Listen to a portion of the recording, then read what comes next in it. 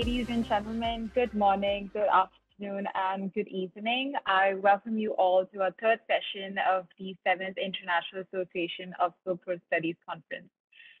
So last week, our second session covered every very informative and extensive session on the theme of AI and BD in management of business and wealth. We heard from industry experts who presented, debated, and discussed the use of artificial intelligence and big data in their area of business. Today, we open the floor to academics who will present their research papers educating us in the same theme of AI and BD in management of business and wealth. Our moderator for this session is Professor Gilani El-Sharif, who currently serves as an Associate Dean of Graduate Studies at Canadian University, Dubai. Dr. Gilani holds a PhD in finance from University Putra, Malaysia. He also holds a professional certificate of ACCA from the UK. I request the audience to pose all the questions in the Q&A section of this conference room, which will be addressed at the end of each presentation. I now pass the floor to our moderator, Professor Gilani, to welcome our researchers. Thank you very much. Today is our academic track session on AI and big data in management of business and wealth. This is a very crucial topic in today's environments because the artificial intelligence and big data moving very fast. And really, we need the growth in mindset that match this growth in artificial intelligence and big data. And it is therefore for higher education institution, they need to adopt a new direction, new vision. I think this vision is required to collect up-to-date information and high volume of information in enlightening academic excellence around the globe. So we need this we need this information to be used to shape recommendation around how to solve and resolve issues of artificial intelligence and big data. So I'm going to introduce first presenter on the same themes about enhancing the process of knowledge about cancer, knowledge about cancer via digital transformation. So this is scientific article is written by Pablo Medina, who holds his PhD in health communication. He worked as a system professor at Canadian University, Dubai. This scientific paper also co-authored by two co-authors. Professor Tony holds his PhD from Bamboo Fabra University, Spain, and he's a full professor at University of Alicante, Spain. Also, Eva holds her PhD in health economics at University of Alicante in Spain. So the floor is yours, Professor Pablo. Okay, thank you. Good afternoon, everyone. Maybe I will share my screen. I think you can see my screen. Yes. Okay. So thank you. Good afternoon, everyone, and thank you for attending this conference of my colleagues Tony Gonzalez, Pakanowski, Eva Medina, and I. So we have prepared this communication about a topic that is really important for in health communication, for hospitals, for pharmaceutical companies, and for many other health organizations. And this is how to promote their brand.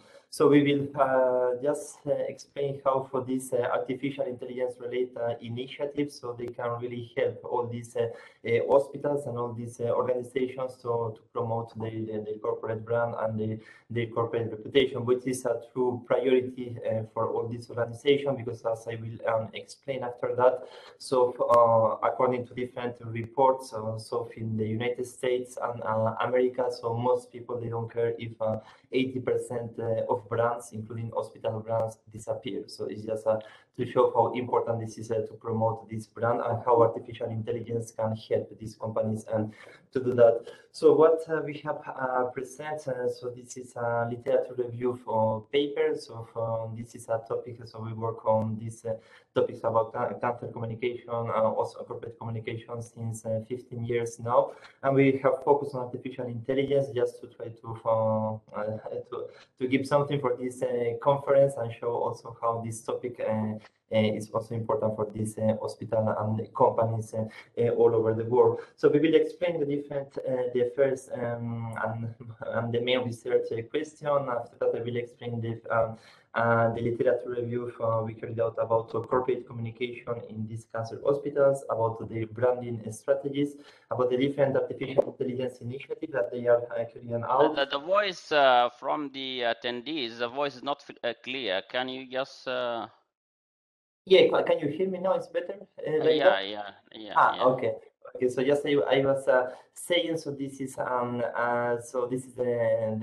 table of content for this conference. So I will present these different inputs from the literature review. I will also present the most important artificial intelligence initiative that these cancer hospitals and some technological companies, they are developing in different countries, especially in the United States, in China and the UK. And finally, so I will present how we can use this artificial intelligence related content to improve the credibility of these cancer hospitals brands. So concerning the research questions, so as you know, these cancer hospitals, you know that this is one of the main important topics in health communication. There are some universities in the United States, especially in Miami and also in California. So they focus all their research on this topic. So these cancer hospitals, so they face three main challenges today. So the first one, this is the digital transformation. So for all these companies, so they are supposed to implement all these initiatives related to cyber health, related to social media, to mobile apps, many other different initiatives in order to propose a better service to patients. But this is not really easy, given that some hospitals, so as you can imagine, so they don't have the budget for doing that. The legal framework is different in different according to different countries.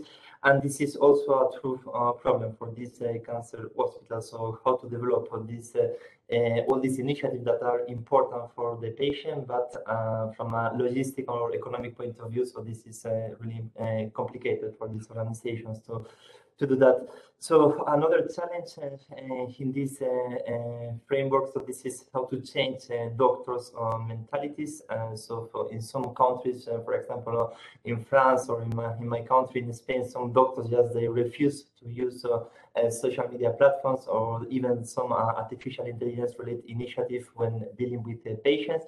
In other countries such as Germany or the UK is much better, but so this is a challenge also for these organizations, how to convince all these doctors and nurses to integrate also this initiative. And finally, the next challenge, so this is how to build a reputed brand. As I already explained, so many companies, they face this problem.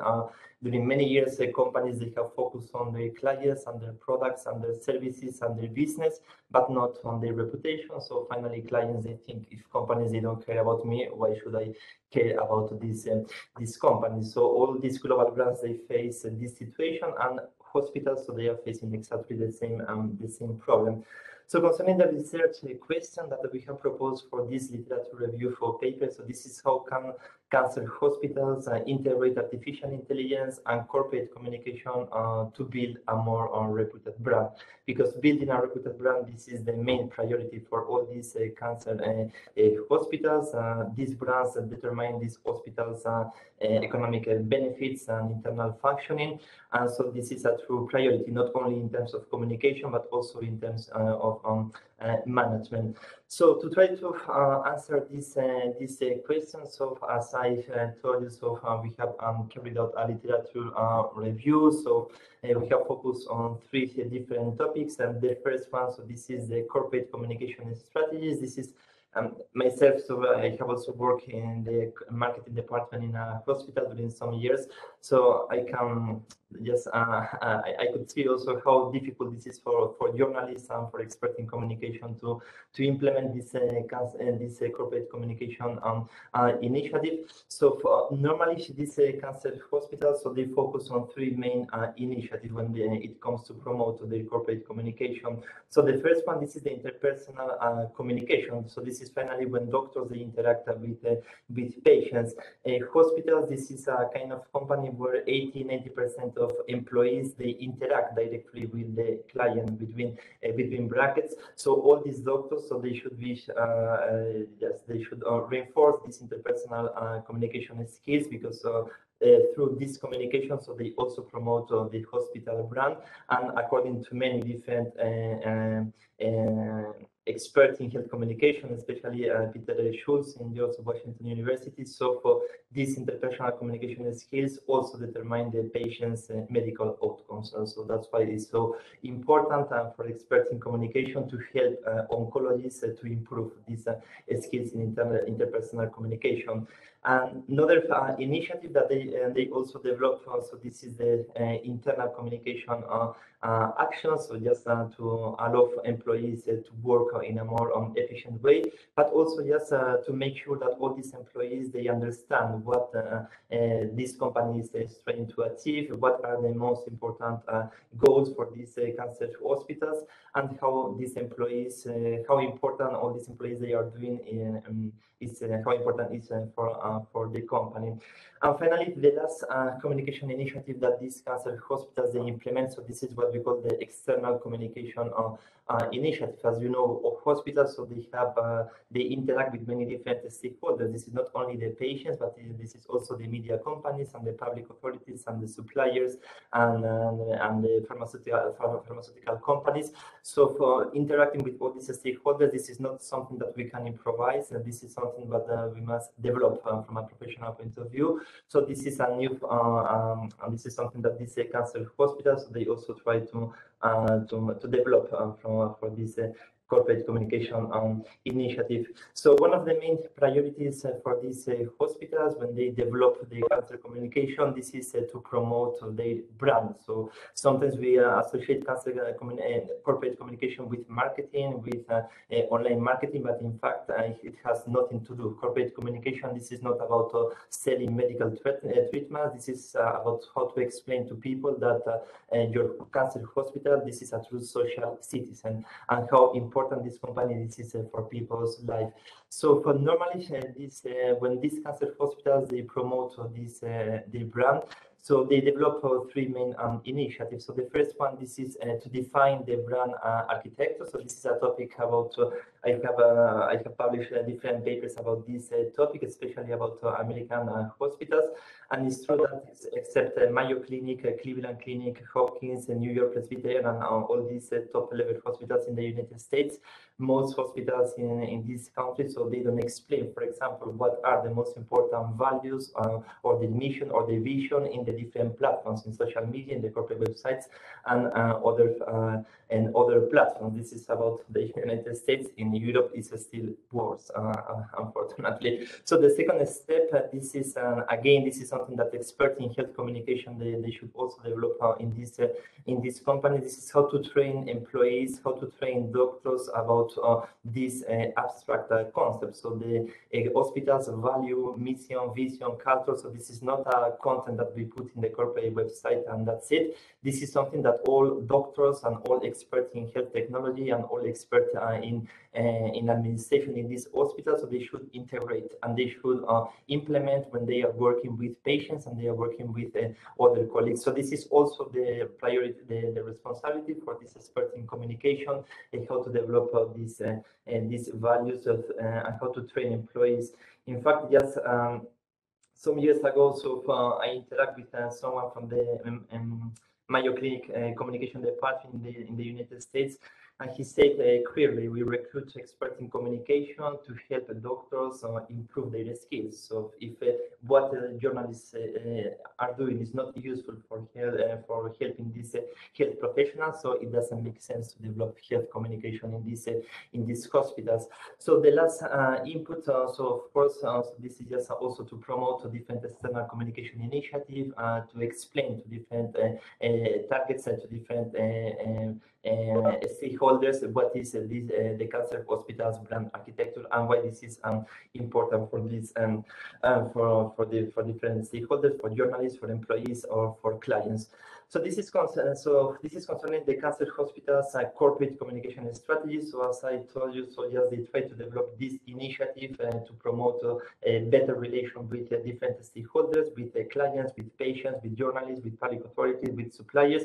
One of these priorities this is to promote their brand. Because this is according to that people they trust or not these cancer hospitals, and to promote this brand, so these cancer hospitals they need content. And this is what we are proposing in this paper, that this content that cancer hospitals should focus on should be artificial intelligence and not this conservative way of doing health communication and these press releases and these events that no one cares about. So what we have done for in the paper, so you can read the different initiatives that we have analyzed. So this is we have analyzed the most important artificial intelligence related initiative led by the best cancer hospitals in the world, including also some technological companies such as Google or Microsoft or Infravision or Bantheim, because all these companies they are working together with different hospitals to promote this and different initiative. So in this paper, so yes, I will not focus on that because I am expert.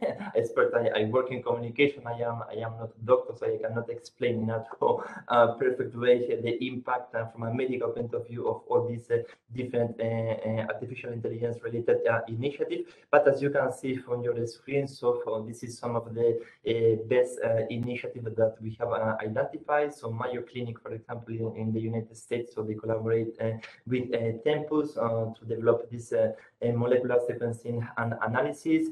Google in the United States, they also developed the Lina project. So this is again, this just to try to improve these treatments related to cancers and metastases. Johns Hopkins Medicine, so they also then developed these different projects. Addenbrooke in the UK and Microsoft in the United States, so they have implemented since many years now the INER-8 project. So and finally, Infravision in China, because China this is also a big health market. So they have also implemented this project, about cancer, how to use artificial intelligence to improve these cancer treatments. So what you can read in this paper, so this is a 25 initiative to show how artificial intelligence is useful to improve these cancer hospitals, to improve the different treatments that they are proposing to these different patients. So this is what we did for this conference. So cancer hospitals, they can use this AI for these medical treatments,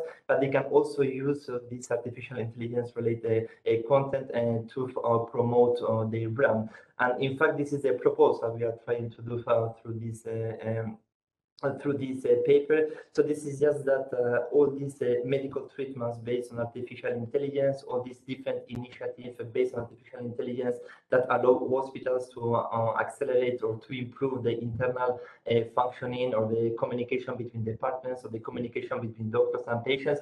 So this is the content that these cancer hospitals they need to promote their brand in a true credible way, in a true professional way, and this way accelerate also the digital transformation and convince the different doctors and employees to integrate this technology in their daily activities. As you remember, so I told you that so how to change the doctor's mentality. This is also a challenge for all these companies. So we think that when you promote a content and you explain how this content is useful for patients and is useful for doctors, so doctors normally they will follow and they will accept this these technologies, what will accelerate the hospital's digital transformation. So what we propose in this paper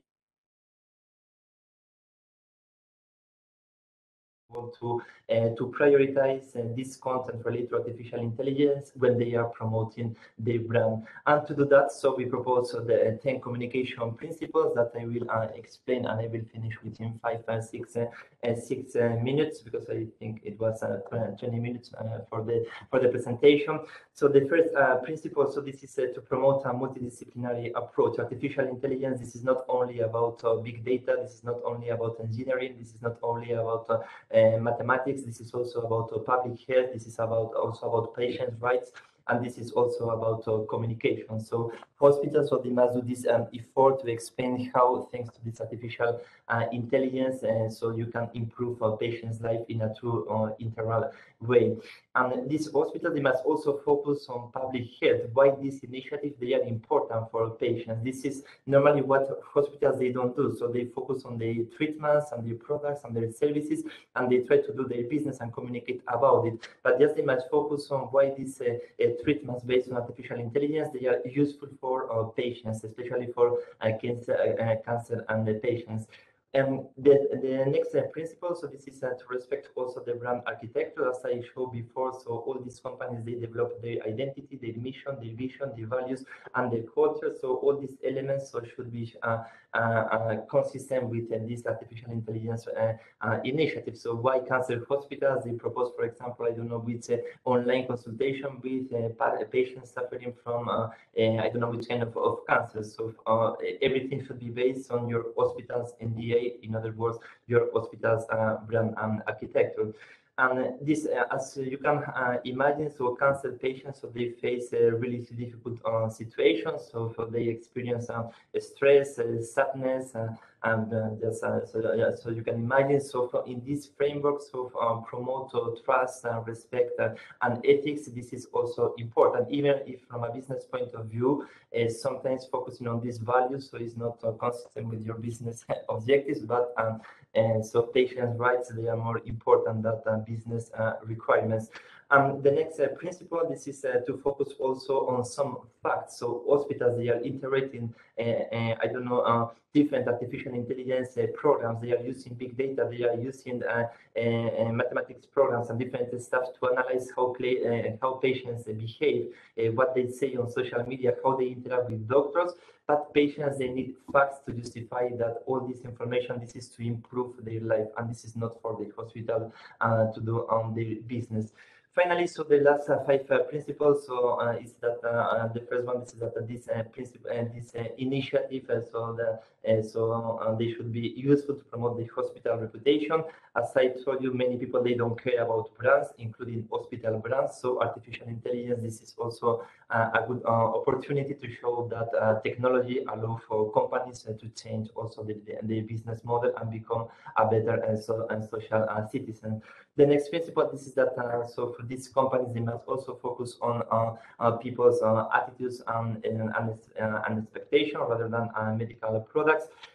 Cancer hospitals, they must also monitor the stakeholders' perceptions of the fact that these hospitals, they want to promote artificial intelligence. It doesn't mean that all kind of patients, they will accept that. Some senior patients, elderly people, or some people who are facing a chronic disease, so they need a personal relation with the doctor and not a software that is sending to these patients, I don't know how many emails every day. So hospitals, they must also balance what people think and what people need about these artificial intelligence tools.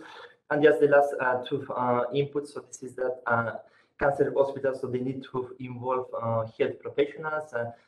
When we work in a hospital, so we try to do our best. I mean, for people working on the communication side, but without doctors, we cannot work. It's just like that. So these doctors, these experts in cardiology, in oncology, in public health, in epidemiology, in all these fields, so they should also collaborate with this communication initiative. And just the last input, so this is that these doctors, so they should be trained also in these interpersonal communication skills. It's really complicated, such as many doctors they do in Germany now. So from a legal point of view, they can recommend to patients, now you will be follow for these medical treatments through a social media platform. So you don't need to come to the hospital anymore. It's just finished. So when you are facing a small health problem, so maybe just you can accept. But when you are facing cancer, especially if this is a true aggressive cancer, so the situation is much more complicated. So that's why these hospitals, so they should also consider all these elements. So as I've told you, and I will finish in 2 minutes. Most people, they don't care about brands. IASS group, so this is the third most important advertising and public relation group in the world. They publish every year a report called Meaningful Brands Report. So yes, you can read that on internet, and you will see that every year.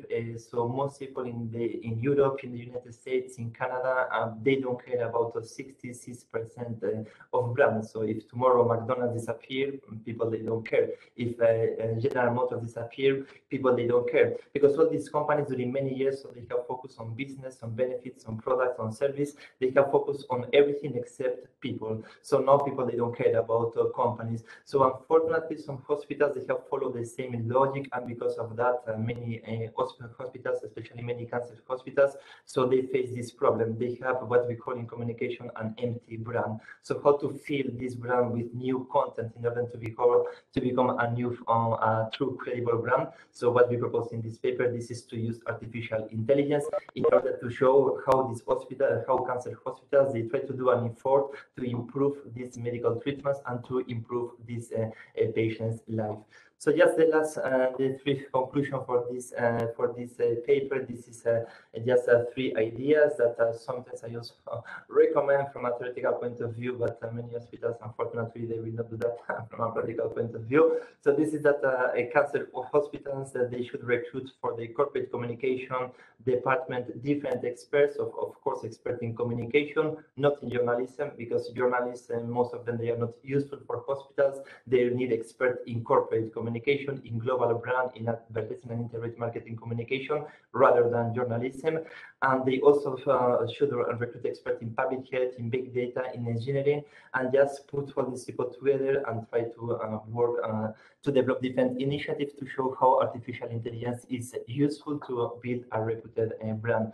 So these companies, they should evolve from journalism to advertising and integrated marketing communication. So in other words, use this artificial intelligence content to show how useful these cancer hospitals, they are for people's life. When cancer hospitals or other kind of brands, they cannot justify that they are useful for people's life, it means that they are an empty brand. They are what we call a dead brand. So they are not really useful for people's life. And finally, the last input is just that expert in corporate communication. So they should also explain to the doctors how important these artificial intelligence tools they are for the daily activities, in order to convince the other doctors, and I finished just now, that they should integrate this technology, and this way accelerate the cancer hospitals and digital transformation. Okay, so thank you so much, and sorry for my 2 colleagues, and they couldn't attend online. Thank you very much. It is a very, very interesting topic on cancer hospital branding via 25 artificial intelligence initiatives. Please keep your question at the end of the session. The second presenter here, sharing a very common feature also. He addressed issue on higher education branding via artificial intelligence initiatives. This article is by Dr. Farouk Haj. Is an associate professor and coordinator for the BBA program in Canadian University, Dubai. He received his PhD from Charles Darwin University in Australia, and he published many articles in peer-reviewed journals. So I would like to invite Dr. Farouk to present his article on competitive branding of online education and artificial intelligence among Silk Road Universities network. So I hope that he will manage to present this article in 20 minutes. The floor is yours, Dr. Farouk.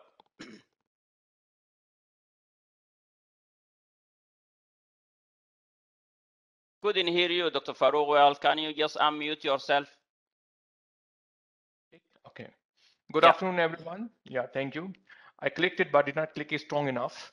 So my acknowledgement to Professor Arjinani and the chair of the session and my senior colleague and my other CUD colleagues present here and other research colleagues not present here, but outside CUD. And also appreciation for Gayatri, my favorite and my brilliant student, who also wrote a chapter from a book that I edited. It was published early this year. So good to see you shining here also. So I will just take you guys to my presentation. If you have any questions in between, please raise your hand. But as Dr. Jilani said, the question will be held in the end of the session. So let me please share my slides with you. Okay, can you see me? Can you see the slides? Yeah. Okay, good. Yes. Okay, thank you guys. So it's, I'm presenting myself, Dr. Farooq Haq, and my colleagues are Dr. Samar, who wrote with me, and Dr. Suhair. I will be presenting, and they are both teaching now. They will try to connect and come to the session just to answer any questions or any discussions later on. So you see the title is a bit long because we have to use the artificial intelligence, the whole world itself, and sun the whole world. That's why. But it's basically about competitive branding of online education and AI in the sun areas. So I will just start straight away into what's the purpose of all these things. So the first thing is that we have analyzed that online education, which has been around for more than 15 years now, and of course becoming much more like a necessity after the corona influence around the planet now. We see that this online is extended into something like AI, and AI or artificial intelligence could not be said to be a completely different type of education. It's more like a stretch of it, which can be applied to many, many industries, as we saw Dr. Pablo talking about, even hospitals and their AI initiatives. Also, we analyzed that although this AI education is so common and so important now, but there is no proper marketing studies or research on how to improve the marketing of AI education. Everyone hears and we know that it's important, it's getting, not only important for organizations, but even for countries. For many governments are now stressing on AI education because they can see that their younger generations could be equipped with better knowledge for a better future for the whole country.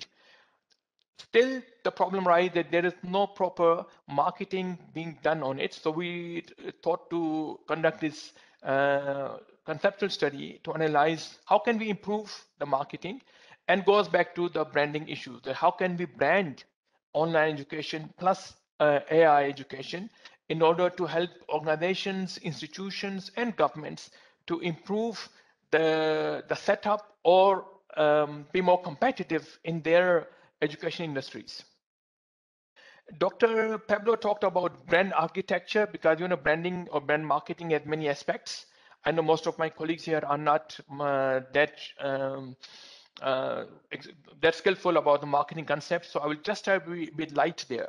So he talked about brand architecture. We talk about something different, that is using two approaches, either point of parity in branding or point of difference in branding. So I will talk a bit briefly about them. Let's see what I talk now. But before that, let's see what's artificial intelligence. I don't have to say it, but just part of the paper itself analyzes that artificial intelligence talks about ability of digital computers or robots to performing tasks commonly associated with intelligent beings. So something new coming out of it. And also, I have another reference of Ma et al. In 2014. They talk about, again, human intelligence such as visual perception, speech recognition, all these things being used in an intelligent way, which in a bigger picture affects the economy. The economy, management, and also the way a country, a region is run nowadays, it is all supported by AI. And that's why AI education is so big. And because we focus on Sun, our region here, that conference focuses on. So it says now, how can AI marketing be done better in the education sense? So this is what the study talks about. Okay, so it says in the marketing sense, again, there are many theories and many frameworks, but use a very basic one. You can see here the marketing mix: product, pricing, place, and promotion. I don't think how to define them. But then we have two approaches in branding. One is POD, as I mentioned, a point of difference, and POP. Just let me say a few words about it. POD is based on 3Ds. This is the way the marketing text comes out, easy to memorize. 3Ds means demand, deliverability, and differentiation. Demand links to customers, what customers are looking for. To deliver the demand is linked to the organizations. And how does an organization plan, prepare, manufacture, deliver, supply, what the demand is there? Finally, how does the organization becomes different compared to the other suppliers? Because if the demand is there, anyone can deliver it, but there could be 30, 40, 50 more companies doing it or delivering it. How can we be different? So these 3Ds indicate point of difference. So how can, when you choose a brand like IKEA, McDonald's, Starbucks, how does the brand differentiate itself? So that means that you are trying to say we are different, we are better. That reminds me, Emirates says fly better. So all their resources, all their technologies are again derived in towards fly better. So this is an indication of POD. The other side is POP, which is point of parity and which means similarity, or we call it cooperation strategies in marketing. This one is based or theoretically based on 3 C's: category, correlation, and competition. And here, this is a bit narrow now. Category means that when you say I'm POP, it means I'm not saying I'm the best. I'm just a brand out there. So all these, with respect to the Chinese, Korean brands, they are mostly in POP category. They say that we are Kia cars or Hyundai cars, or we are, this Huawei, we are Oppo, all these Chinese, Korean brands out there, they are in POP. They are good enough, but they don't say we are the best. And this is where they are becoming so big now. So the category means what are they doing, in which section of the industry they are in. If we talk about cars and we look at Kia, Kia says which category they belong to. They say we are in the category of sedan family cars. So all family cars you want to buy, you can buy German or European car for 400,000 dirhams. I'm just using dirhams here. Or you can buy a Japanese car for 100,000 dirhams. But if you want the best value, we can sell you the same car for 50,000 dirhams. So this is the category they belong to, okay? The type of product they're making, first point. Second point is correlation, which is the challenge for them in the marketing sense. In correlation, they mean that they fulfill all the basic needs of the customer.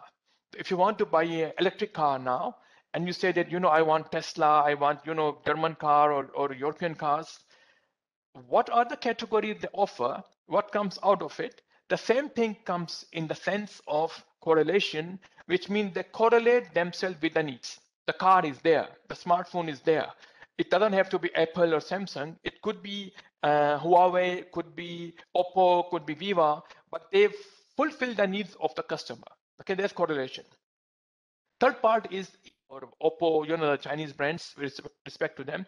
But why choose Huawei? Why choose Oppo? Because they compete in the same section. They're still saying that we are at least better than others. If you want a smartphone in the range of 800 dirhams or let's say 1,000 dirhams, then buy my phone because I am better in this way. Could be quality, packing, delivery, services, after purchase service type of thing. So these are the basic criteria for branding. Either you want to be different or you want to be similar.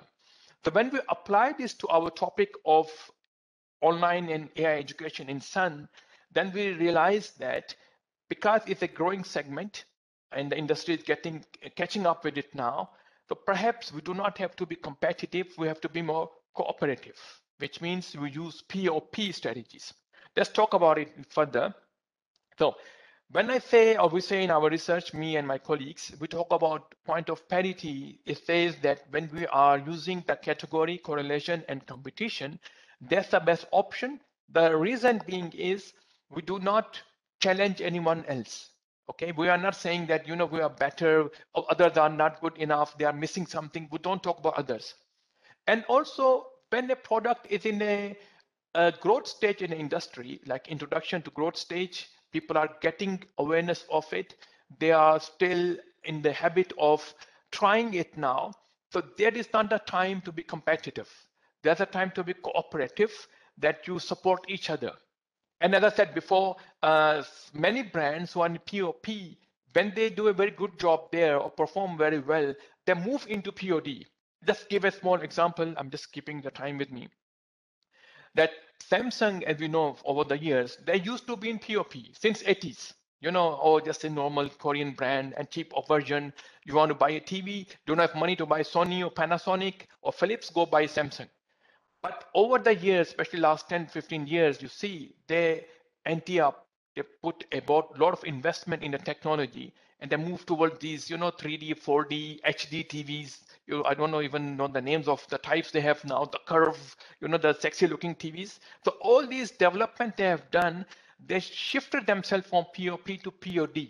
So in AI education, possibly after 5-10 years, a possibility is there that the industry may shift into POD and many institutions would be competing with each other. But now at this stage, we suggest it has to be POP, which means point of parity. All institutions, especially in the Sun region, all these countries, including ourselves, the UD here, we have to cooperate and work together so that we build up the network of students taking these studies for their careers and for the organizational growth. Okay, now, how does it work now? So that is the unique contribution of our paper. It says that it's not only about saying you are POP and done. No. How will it happen? Then we go to our marketing mix, as I mentioned before, the 4 Ps: product, price, place, and promotion. And let's see in the next slide, I try to indicate how does it work now. And this is our framework indicating here that the 4 Ps are mapped with the 3 Cs of the POP. So when you say category, so as I said, defined it earlier, in the category, we talk about what are we really offering, right? So there we put the product and place strategies. The product means what we are selling, right? Our education, the degree, the syllabus, the study plan, the course material, the curriculum, that becomes part of the product here. And it could be mapped, matched, correlated, cooperated among different institutions in the Sun region. And I think this is, as I say, our analysis is that at least 5-6 years, it should be cooperated together. Maybe after 5 years, it could be broken into parts and then move into different smaller brands and then compete based on quality and offering. But now it is a category in POP. Second point is place. The place generally in the third P of marketing, place doesn't indicate only where to sell, but how to sell. So like when we talk about supply chain management, we talk about logistics management, all these factors come here. So when you talk about AI education, so is it going to be online, on campus? It will going to be hybrid mode, maybe industry based, maybe campus based. So that is the place now. And as I said, we think in the category sense, the place has to be common. I mean, we cannot compete among universities saying I have a better place to offer or I distribute my education better. Maybe in MBAs, BBAs, PhD, they type of degrees, place could be competitive point, but we think in artificial intelligence now, it has to be a common place where we can work together and move on. Okay, so that's the first point of category, which indicates where we are, what we are selling. Second point second C of the POP is correlation. As I mentioned, it means that we correlate ourselves with the basic needs of customers, what they're looking for. And again, when we map with the 4 Ps, we see pricing, and again, place comes back. The pricing in a sense that we should not compete with each other based on better fee structure for AI education.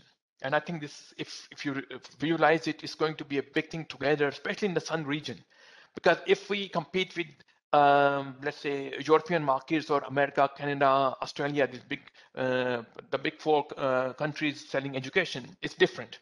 But for us in the region, we should sit together and set out a pricing scheme, a fee structure that is cooperative and try to inculcate or attract maximum number of students in this region and they indicate that whatever you study in AI education in US or Canada or UK is similar in our Sun region.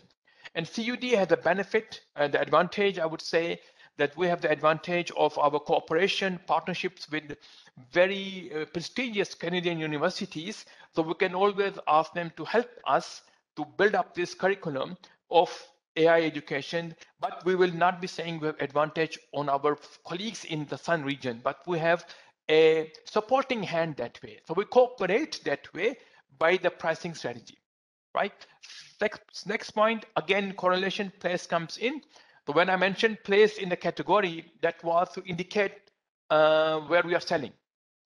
Now we talk about place, about how to sell it.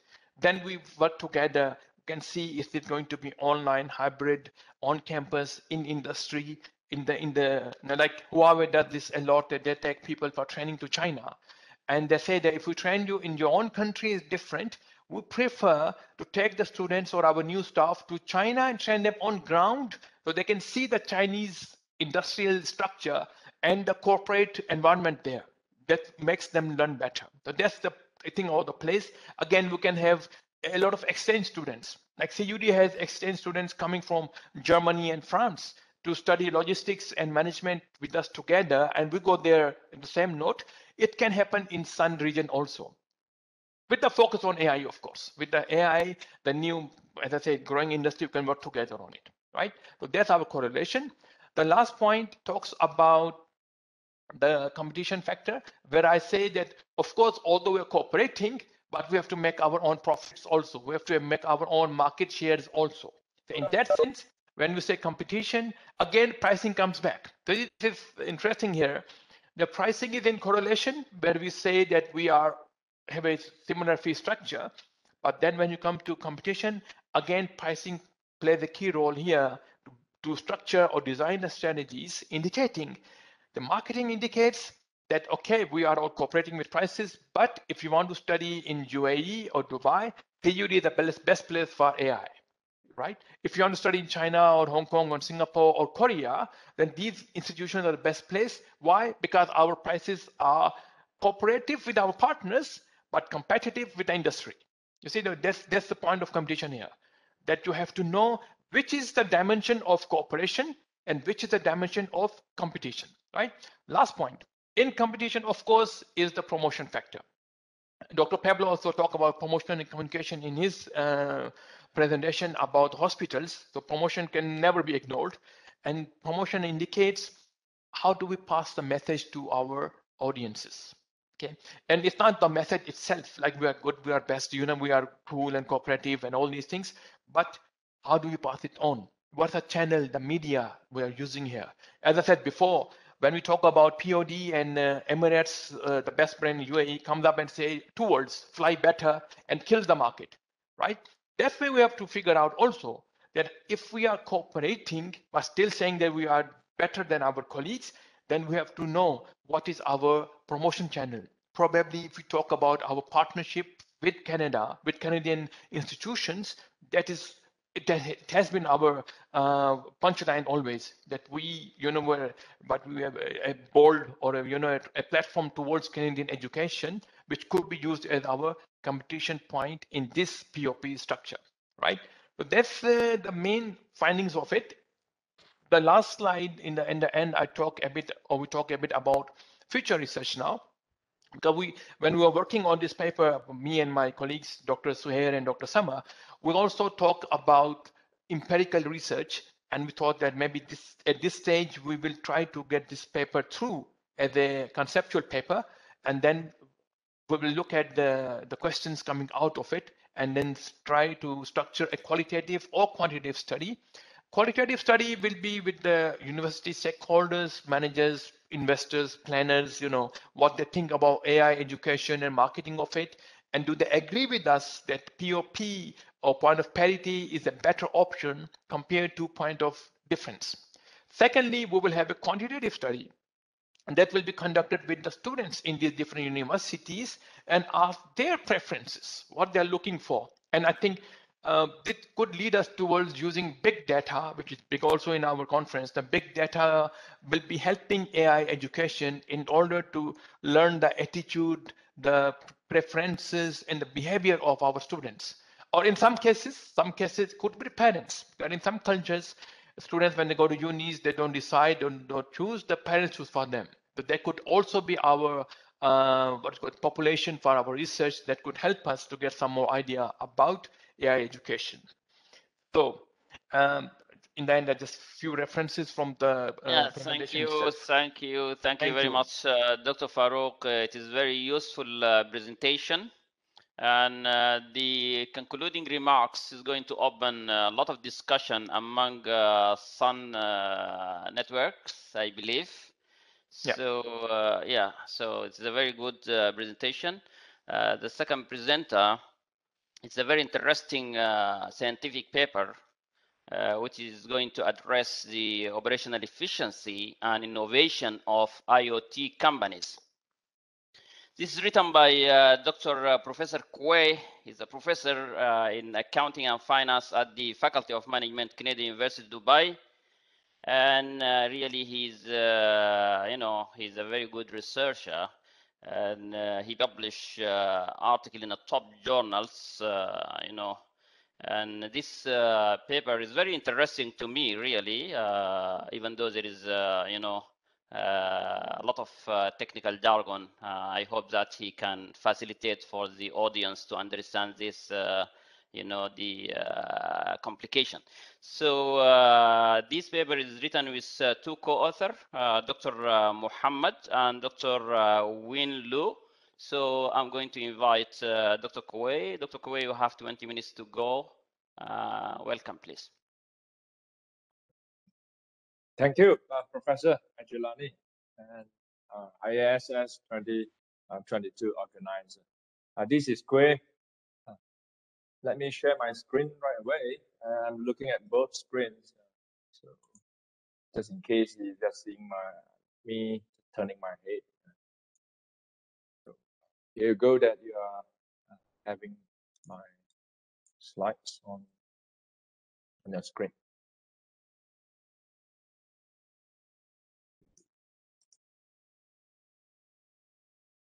Yeah, very clear, Dr. Kwe. Proceed. Okay, thank you. So this paper is all about evaluating efficiency, and also we try to rank our sample companies. Let me give you an overview about this study.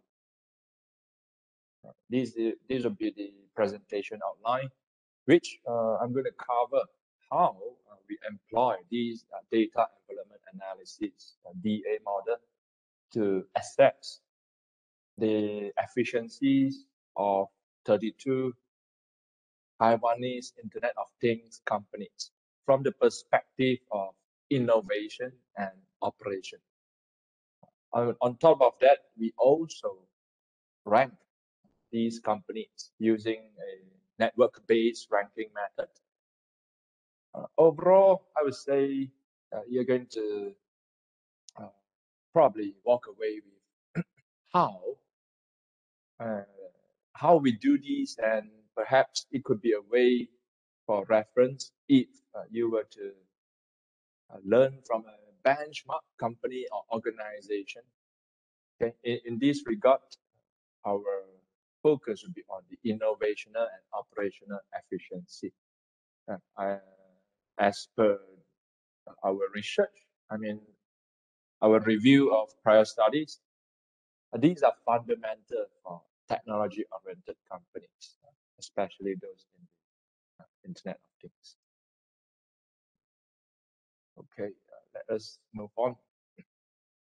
This page is all about what Internet of Things is all about, right? So you can see that links from A to Z. In word, we are saying that this is about a network of physical objects, vehicles, machines, home appliances. So it'd be like we are living in this metaverse world in the future. right?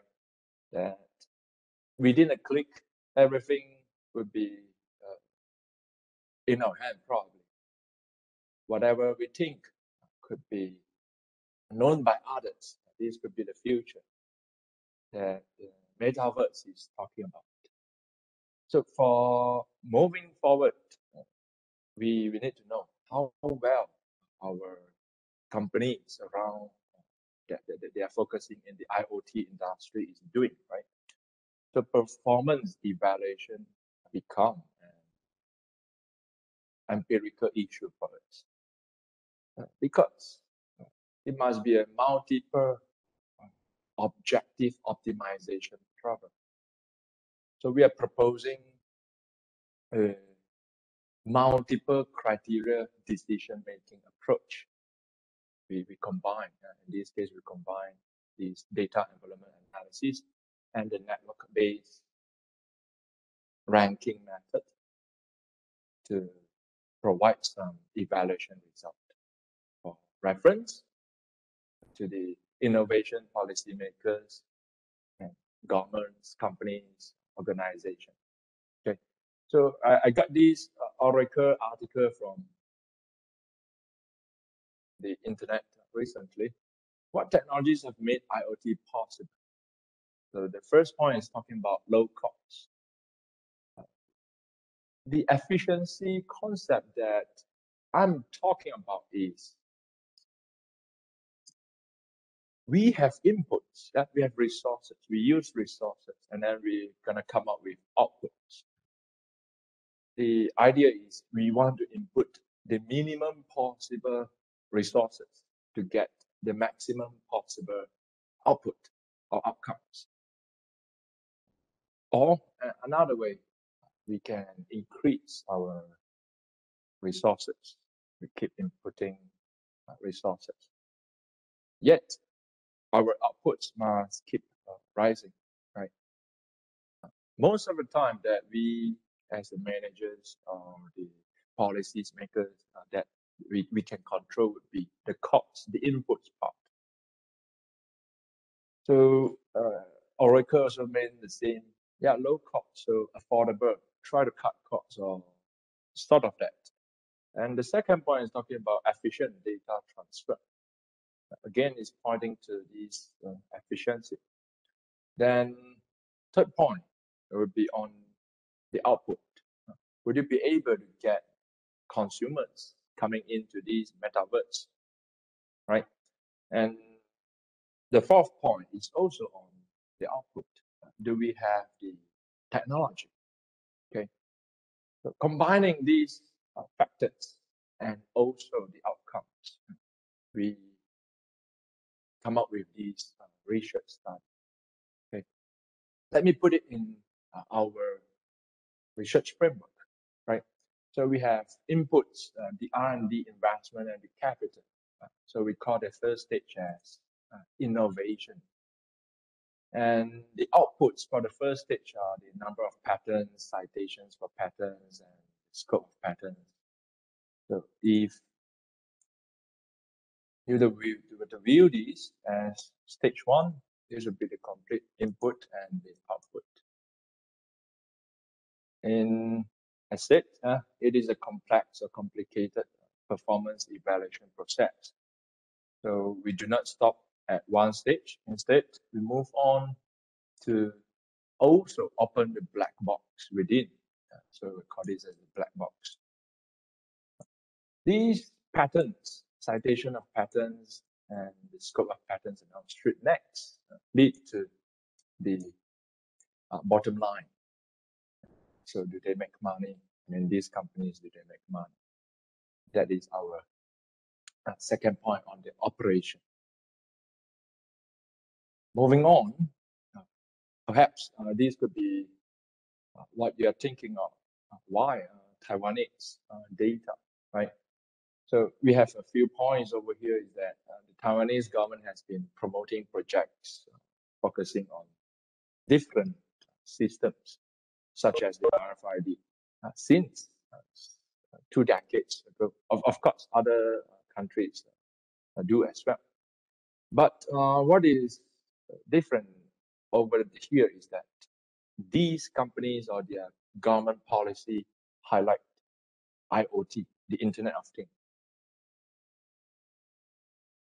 Secondly, since 2008, okay, they also promoted, they also encouraged the companies to go into 4 knowledge-based industries. They are all mostly related to IoT. So in other words, these companies can give us a good setting, good context to examine how well or how efficient we are moving towards this future of metaverse. So it would be interesting also to discuss why this paper is worth mentioning, right? So we apply a multiplicative efficiency aggregation method in the data envelopment analysis method. In other words, as the name would suggest, is that when we have these 2 stages of efficiencies, we do multiplication. So it's sort of synergy, right? When you have good innovation, it should lead to much better operation. Instead of just merely adding innovation and operation. And the second issue that we found was related to the data, whereby the data are not linearly related, which means the inputs and the outputs are not linearly related. It doesn't mean that if you inputted 5 units of resources, you're gonna get 10 units of outcomes. So that is a non-linearity that we are also addressing. Maybe it goes like an L shape, right? Before the innovation contributes to the operation or the ultimate market value. So this is just the reference that we're having. And for the ranking method, there is also something useful that we try to identify which set of inputs and outputs are the best mixture. Maybe input A is not necessary, right? So the system is giving us this point. Okay. To move further, I'm going into this literature review. Basically, I'm just going to go through what IoT is about, which we have also talked earlier. Okay. So again, Internet of Things is a large network of connected things, which also include you and me in the near future, hopefully. We don't know. Yeah. In short, such connection would include relationships between people and people, people and things, and things and things. Yeah. It's like internet, right? It's like internet. Last time we couldn't imagine this. It's all about networks. It's all about devices. It's all about data. So this IoT is going to bring human beings into the network as well, into the technological network as well. So that is what I want to say about IoT. Okay, so we have various actors. Okay, and let's move on. So where did we get our data from? I got it from they are all these public listed Taiwanese companies. We focus on sample period and the data, financial data from the TJ Taiwanese Economic Journal database and the C Manager database. And we also hand collected these parts, the patents data, the citations of patents data from 2 different databases. And how do we address this? First, in terms of the efficiency, over here, we have two stages of efficiency, right? And the ranking method, over here, as I just quickly go through, is also talking about two stages. Okay, so let me just highlight this a bit, is that because of the inputs and outputs combinations, let's say patterns, does having more patterns mean the better the performance would be? Maybe not, right? Maybe not. So we let the machine decide for us which one is the best one. So the data will speak. That is what we are doing over here. And what do we find? First, we do not name the companies. We call them as decision-making units, which is the DMU. So C company number 2, you can find that they are efficient in the stage 1, innovation. Also efficient in the stage 2, operation. So as C16, company 16, they are efficient in both. Interestingly, you can find certain company are efficient in only one stage, right? Only one stage. There's only one stage. Okay. So in this regard, which company is doing the best as the benchmark that others can refer, learn from? We need this ranking method. Okay, because of the multiple inputs and outputs. So we can see that the C2 and the C16, the rank, they are not the first. They are not among the first. Okay. So being efficient may not mean that company or organization is the first or the second. Right? So we found that C20 is the first in terms of innovation. So if an IoT company would want to learn from the benchmark company, C20 would be our interest. We can get to know what they have done in terms of the inputs and outputs management. Just to show you again, C20, yes, it is efficient in the first stage, innovationally. But of course, they're not good at their operation. So they're not ranked even in the operational efficiency stage. In conclusion, we have considered when we are doing this model, we have considered R&D investment. To some organization, it could be risky because they may not gain the outcome in the end, even though they have spent money into their R&D, right? And if they have patented their products, what would that mean also? Would that mean to have commercial value or not, right? And most importantly is about the efficiency.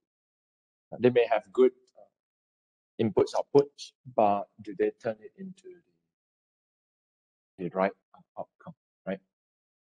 And that's it. When we rank based on the combination of inputs and outputs, that gave us more information. Okay, and of course, this is just a conference paper over here from our side. Our full paper also consider more factors. And I thank you for your Thank you, Prof. Kwe. It's very interesting, findings, and I do agree with you. Being efficient does not mean that the company is effective and productive.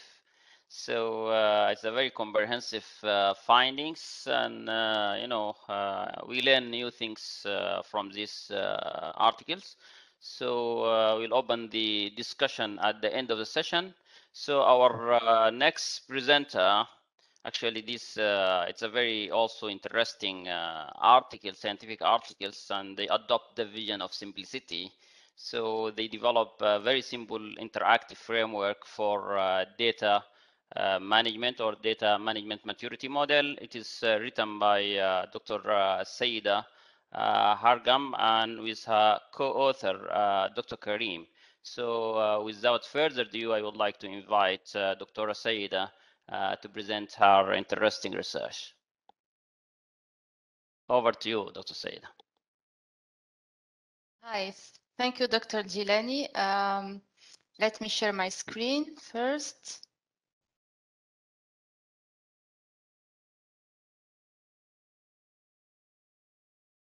Yes, so today I'm presenting a paper that I wrote with Dr. Karim Ben Boubekar from Laval University. The paper is about proposing a data management maturity model. Okay, basically an integrative framework proposal for data management maturity models. To start with, I'm gonna first present data management maturity models definition and origins, okay? Second, data management maturity models that we depicted from the literature are discussed in terms of their benefits and use. Then I'll present the approach that we've conducted to search our past papers on the literature. Okay, it's presented here. And lastly, of course, I'm presenting the integrative framework for data management maturity models with also a process, okay, that companies can use for the evaluation and enhancement. So the process that can use to highlight or assess data maturity evaluation and enhancement in their companies. Okay. So let me start. So as we all know, data today is embedded everywhere. Okay, it's an essential element for businesses to make effective decisions. Okay, that is why companies are always searching for best practices on how, let's say, they can get the most value of the big and tremendous amount of data they are gathering and using every day. So the aim here is not only to gather data. Of course, we are here in an area where data is surrounding us everywhere. Earlier, Dr. Kwe was talking about IoT, so this is also another source of data that we are using. So the challenge is how we can use this data effectively. So thus, the development and effective use of data management systems is part of, let's say, the targets in the agenda of many organizations, and they are very important and fundamental for organization to better get the most value of the data that they have.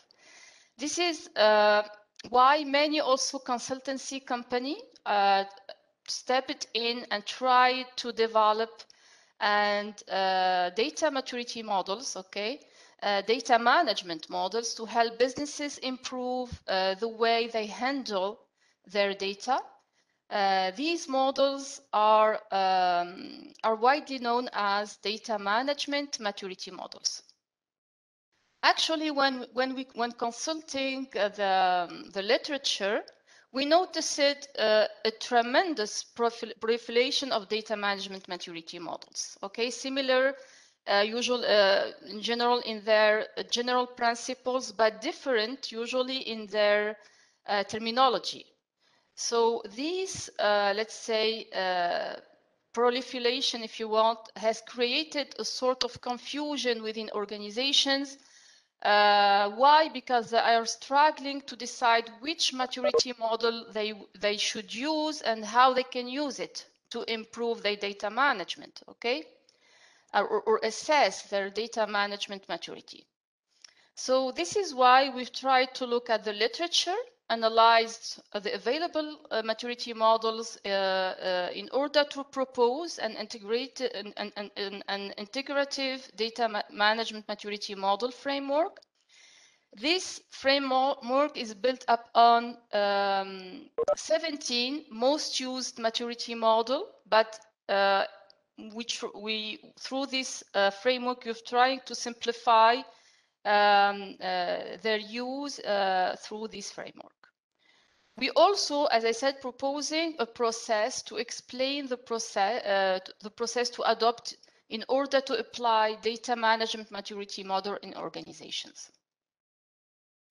Okay, so let me start first from the beginning. I'm talking about data management maturity models, but let me give the most common definition of it. According to the Capability Maturity Model Integration Institute, a data management maturity model is a framework for managing data assets and applying best practices for the best organizational outcome.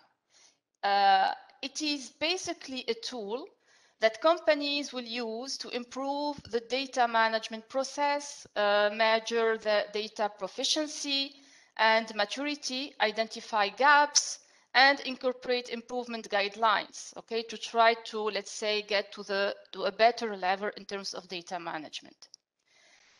Today, actually, there's dozens of data management maturity models that we can see and find in the literature review and that are used today by companies as proposed by many especially professional organizations. Most of them are often based on recognized past models like the CMMI, okay, DMM, Data Maturity Model, the IBM Data Governance Council Maturity Model, or the Stanford Data Governance Maturity Model, to present just or to cite few of them. So, to summarize all that for you, so based on the literature, we can highlight here 3 different purposes for maturity models within organizations. There's descriptive ones, usually used to analyze the current situation and the maturity of existing capabilities in the organization. The prescriptive ones used to apply needed changes to improve, let's say, the current situation related to the maturity of the existing capabilities. And the comparative ones used to compare companies' practices in terms of data management to peers in the same industry or similar industries. Okay. What we have noticed also throughout the literature is that, okay, several researchers have criticized current data management maturity models in use. The most common critic, let's say, is the lack of scientific and empirical research to back the proposed maturity models. This is the first thing. Another element or critic is that several models are not holistic or flexible enough to be used in a wide range of organizations. Okay. Also, we can notice a sort of disparity in terminology used to describe the components of a maturity model. Let's say I can say that this is an additional challenge that makes difficult to compare between existing maturity models available today. We analyzed past academic and professional research and try to, let's say, come up with an integrative framework that incorporates best practices with the aim to introduce to reduce, let's say, the inconsistencies and misunderstanding that we observed in previous models. Okay, so what you can see here in the screen are the 17 models that we highlighted from the literature. So how we proceeded in terms of the selection of such models. So we decided first to adopt Webster and Watson approach regarding the selection of these models. So basically, according to these authors, they are suggesting the adoption of structured approach to select the source material when conducting a literature review. So to do so, we looked at top IASS journal, and selected these journals based on the top IASS journals word classification, and we looked basically on the top 10 IASS journals readership. Okay. In addition, we try to look at IT and management journals listed in journal citation reports, sciences editions, and social sciences editions. Specific terms were also used in order to select our the data maturity management model. These terms, for example, we used maturity models, data information maturity models, data governance models. So this research search mainly targeted after our first selection. We targeted two types of maturity models that are published in academic journals and models also published in professional documents, because, as I said, the professional side are also having an important input into this topic and field. So what you can see here, this is the result. So we've depicted 17 models that have met the established criteria. While performing the literature review and data collection, we have noticed that several aspects were common among these identified data management maturity models. But at the same time, these commonalities proved confusion, because the terminology used was similar between models, but at the same time, the meaning sometimes was different, okay? For instance, we have identified 10 models that agree on 5 data management maturity stages. However, each model used slightly different terms to describe each stage, okay? So this is then added to the challenge on how we can compare these models. Another common theme among the identified maturity models is the presence, let's say, of maturity dimensions. This is a common thing. 3 models among these identified similar dimensions with the use of slightly different terminologies. As several terminologies were used here to describe similar components in different data management maturity models, we have worked through the development of our framework to simplify these terminologies and propose an integrative framework for data maturity evaluation and enhancement. Let me show you now the model that we are proposing, as you can see here and depict in the picture. So as you can see here, based on this framework, we have the maturity dimensions, as you can see, that we can identify. These are the common components of data maturity that are assessed usually in companies to evaluate the level of data maturity within an organization. Okay. So then we have the dimensions to measure. Usually we try to measure these dimensions quantitatively and qualitatively to be able to highlight or determine what is the maturity stage of each of them. So then based on this framework, we can say that the higher a company evolves in terms of maturity stages, the higher the information value is for the company. Also, the lower a company is in terms of maturity stages, the lower the information value is for the company. In addition, this framework can be used cyclically. So once a company identifies, let's say, evaluates and determines its maturity stage, the cycle can start over again at the identification phase. This cycle then is can be considered as part of the company's data maturity enhancement process.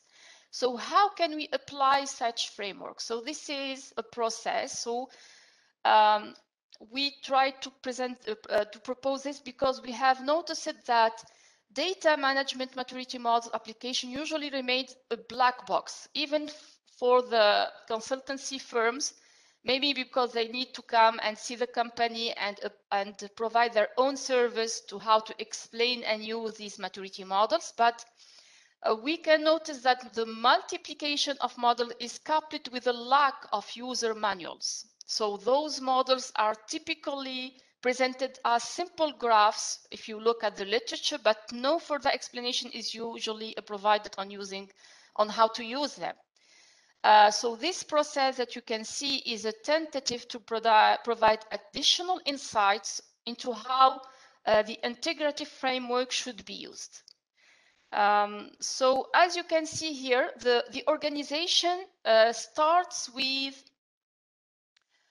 the identification of its data maturity dimension, including people, okay, example, technical and business expertise that they might have in the company, information assets, systems that are in place, and processes also all practices in place to use the information assets in order to achieve goals. Then the organization has to assess the maturity level of all these dimensions quantitatively and qualitatively in order to be able to assign a data maturity level. As an output, an evaluation report will be obtained informing the organization's current data maturity model. And so then, of course, being aware of the maturity level, this will lead the organization to prepare a specific action plan considering the gaps identified in the organization in terms of data maturity. And this will help her also evaluate and bring, let's say, the data maturity in the next level. Then, of course, the cycle starts over again. The data maturity evaluation and enhancement process that we are presenting here should be perceived as a continuous process that should evolve with the needs and the goals of the organization. So, then this could help the companies on how they can apply a data management maturity model to assess the data management maturity in their companies. So, can you conclude, Dr. Saida? Yes. So, as a conclusion, let's say, we can say, okay, so this is a proposal. We believe that the proposed data maturity integrative framework is simple enough for an organization to adopt, especially for organizations in the first stages of their data maturity assessment and evaluation. Of course, more practical tools need to be developed to help organizations use the framework. And actually, I can say also that AI today could be very helpful as it can be embedded into data management tools because AI can simplify, optimize, and automate processes related to data quality, for example, governance, metadata management, main data management, and enterprise data analytics. So we think that AI can contribute a lot in how we can use effectively data management maturity models nowadays. Thank you. Thank you very much, Dr. Saida. It's very useful and very simple framework to be adopted, given the fact that Dr. Saida worked in the IT consultancy industry in Canada and, got her PhD from Laval University in Canada, her co-author as well. So we believe this is the implications of the result of this framework is going to contribute significantly to the industry. And thank you. I would like to thank you again. Thank you very much for this interesting presentation. The last speaker, our guest, but not least, is Professor Hee Dong Yang, the professor of EWA School of Business. His article addresses the social challenges using big data to maximize sales revenue. His co-author, Dr. Salim Kim, is going to present the paper on his behalf. I would like to invite him to present this very interesting and solid article. All right. Dr. Salim? Yeah. Hello. Can you hear me? Hear me? Yeah. Yeah. Then I start my presentation. And first of all, I really apologize that the Professor Yang had the urgent meeting, so I am the behalf of him today. And then we studied the impact of influencer and the product feed on the sales and then in the social media platform. Influencer marketing and the market size of influencer marketing has been increased since 2016, and then in 2021 they record that 13.8 billion as their market size, and then a lot of the social media platform also use the influencer as a marketing tool. And then as you can see, this very last website example, they provide the analytics of the influencer. Then marketer, can recognize what kind of influencer really, appropriate for the marketing for their brand. So there's a lot of service in the social media platform for the influence marketing. And then I introduced the types of influencer. In the past, the type of influencer used to depend on the number of followers, but nowadays they can divide it into the two big different types. The first one is the traditional celebrity type of the influencer, and then the second one is the seller type of influencer. The main characteristic of the traditional seller type, the celebrity type of influencer, they only endorse the brands and the products, and then given that they have been paid for the certain fees from the marketers or brand. But then, however, the seller type of influencer, they are not only advertising the products, but also selling the products as well. So in the social media platform, they use the social media, their accounts for the advertisement. And then here's the example that here's the payment link to buy the product. So the customer get into the influencers the account in the social media platform, and then if they want to buy some product from that influencer, and then click the link, and then that automatically transits to the payment platform. So they use the advertisement for the social media platform. So yeah, here is the another example that the seller type of influencer, how they use the social media platform platform as a advertising the tools. So here is the main website, main page of their social media account, and then they had a lot of events with a lot of kinds of products.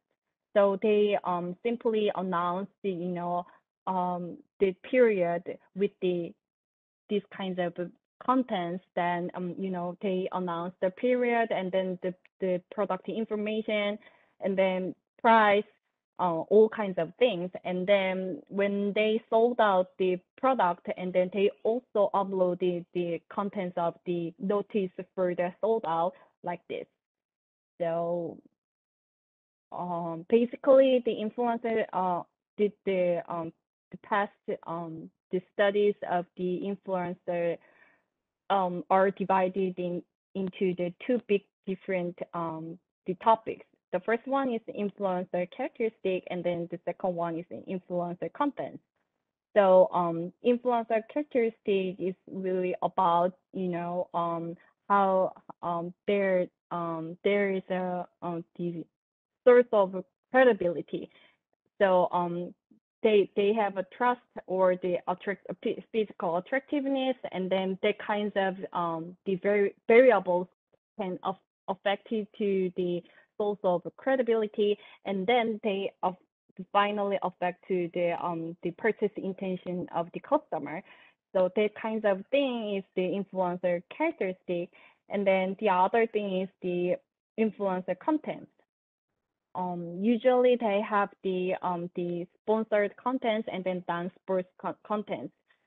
So we can specifically see the how sponsored posts the contents affect to the customers' purchase intention. But in the past, based on the a lot of marketing theory, the commercial contents is had a negative effects on the customer purchase intent, because the as soon as the customers see the sponsored post, they have a distrust with the influencer, because influencer only has the endorsement role in the past, because they cannot sell the product. They only advertise the brand or the product.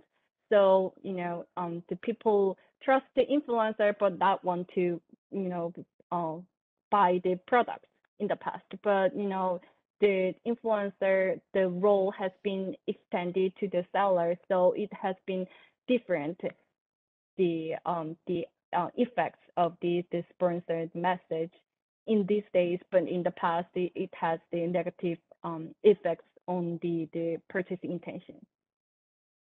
So we want to see the fit between the influencer expertise and the product categories. In the past, a lot of studies already study of the fit between the influencer post and then the product categories, but they not empirically measure how the influencer post really fit into the product categories or the brands. They certainly survey or do the survey, or they interview the and then they ask the customers how they feel about the influencer post.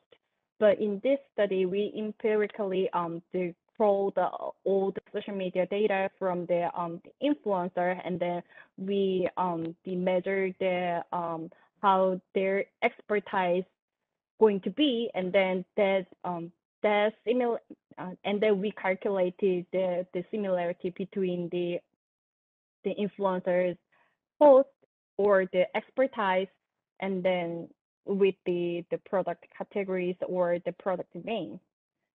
So our hypothesis is that the fit between the influencer expertise and the product category affect to sales positively. So we call the social media data for the influencers.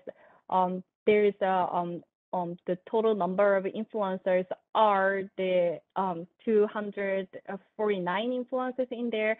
And then we also got the sales data from the influencer marketing agency. And then we crawled the data from the social media. We got the posting and then the image, and then we got the sales data, and then there is the details of the products. So yeah, this is the basically what we got for the data. And then we calculated, we measured the influencer expertise with their the most mentioned words in the posting. So I already said that there's a lot of events in the social media for from the influencer, and then they usually have the 7 days of 7 days as a strategic period for the advertisement. So within these 7 days, they really, posted a lot of the advertisement, and then they, highlighted the product things. So we extract the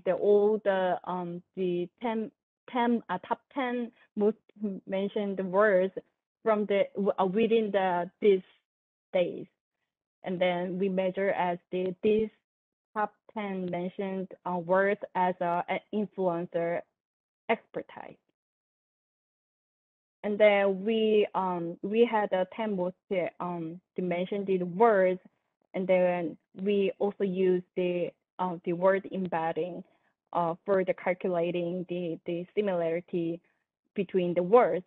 So there is two major the ways to the word embedding, but the fast text is more have a lot of advantages to analyze the words, because social media there is a lot of emojis or not typical words in this social media. So fast text had all these small detail the divided words, they can calculate it.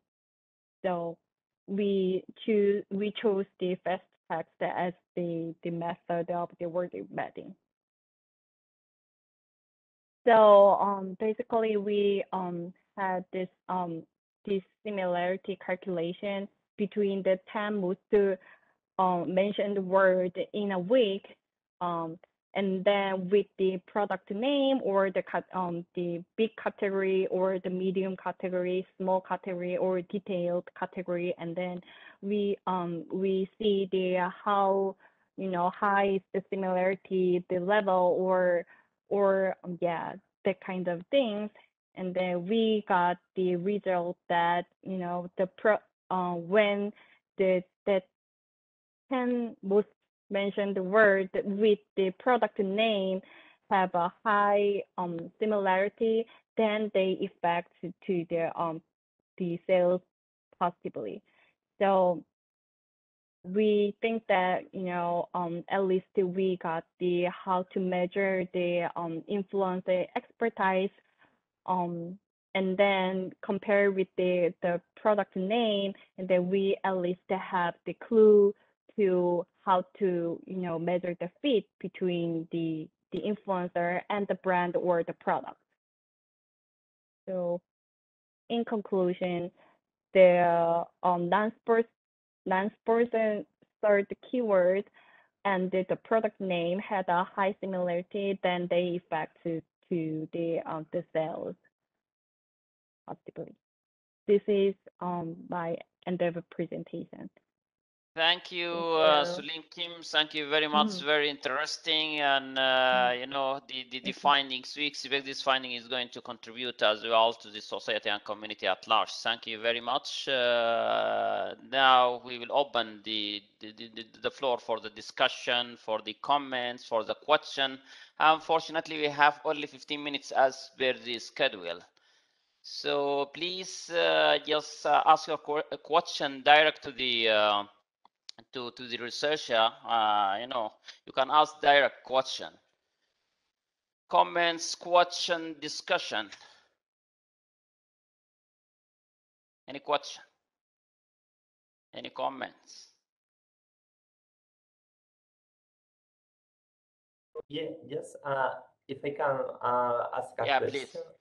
Yeah, it's just a question to Dr. Sulim Kim concerning this presentation about influencers, which I think is really interesting because it's something really useful in advertising and marketing, even in public relations. So my question, this is which kind of methods companies or researchers at university they are developing to try to quantify what is the impact of these influencers on I don't know, brands awareness or employees sense of belonging with companies or company or brand reputation. There is some quantitative methods to use to prove that these influencers they are really useful in terms of branding.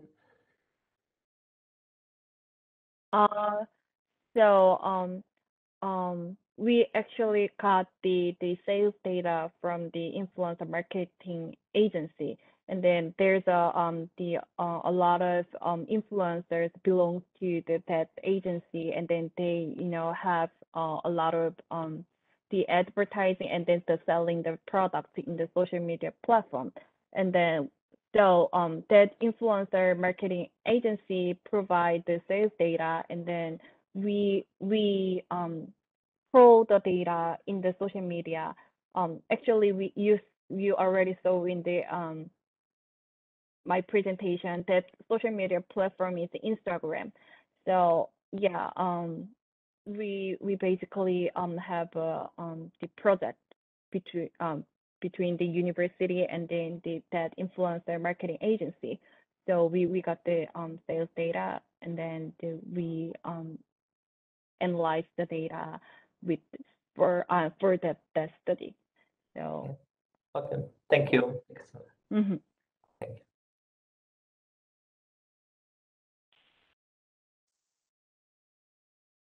Any other question? Can I ask a question from Dr. Pablo from his presentation? Yeah. Yes. When you talk about brand architecture and you apply it to the hospitals and their AI initiatives, what were the main challenges in your study that way? What the main challenges that you found there?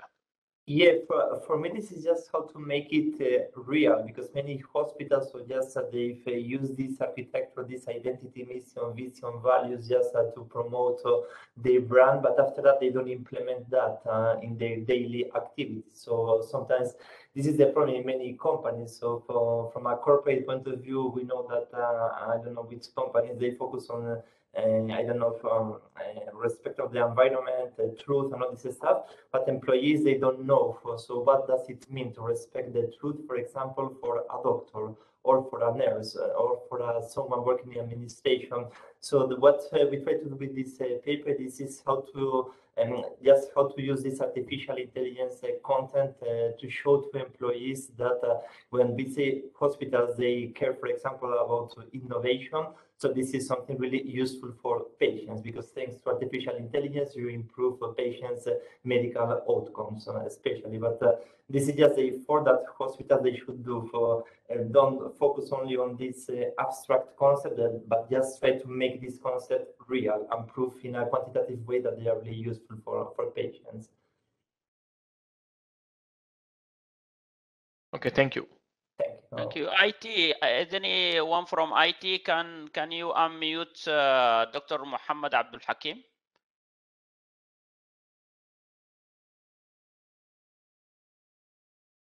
IT, he need to he want to ask question or comments. I don't know, but he cannot unmute himself. IT, Fari. Hi, Professor Jalani. As a panelist or moderator, I think you have that option to unmute him at the moment. I cannot see him. Please give us a moment. In the meanwhile, Yeah. Dr. Abdul Hakim, if you wish to put your question in the Q&A box, you can also ask your. Okay. Hi, Professor. I think now they unmute me. Okay, Can very you hear good, me? very good. Can you hear me now, right? Okay, Yes. thanks very much for CUD management, for Professor El Gilani for facilitating and helping me to join this nice conference. Really appreciate your effort, and I wish to have the weekly, as we used to have it at the University of Dubai for AACSB accreditation. They manage it like this. Anyway, so they manage that no lectures on Thursday, and every faculty at least should be a speaker for once maybe or twice per semester. Really, I'm very happy to learn a lot from our speakers of today, and the topic is really very interesting. And the good news that here in UAE we have Ministry of Artificial Intelligence, so we have government support, and it is supported by top level at the government level and at the university level also. And I have a dream. Maybe one day we have a team of researchers from CUD related to AI and big data, which is everybody as a customer for a banking system, he or she has access to his money, right? Globally. But do we have the same access to our medical records? No, we don't have. So we wish to use or to put this as a goal sponsored by United Nations, by government here locally or internationally, and let CUD maybe take this initiative to build this system where patient will have access to their medical record globally. Money is not important than health. Thank you very much.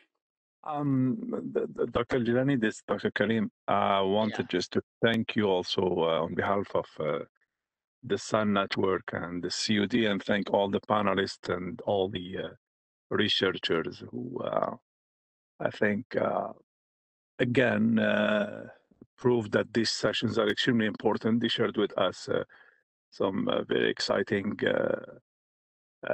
information, latest research, especially the domain that's changing by the hour. So I wanted to thank all of you. And also, if Dr. Wong is listening, maybe take advantage of this session and build on what Dr. Farouk has suggested in terms of collaboration between the universities in the Sun network. And also in just as we heard now, the last comment about the global cooperation in terms of accessing data in healthcare, because as it was rightly said, health comes first. So I wanted to thank all of you, and probably take advantage to see if we cannot, out of these conferences, beside the publications and the Scopus papers that will be generated, maybe something also more tangible on between the universities of the network to promote collaboration and wealth, since that we're talking about wealth and well-being for the humanity. Thank you.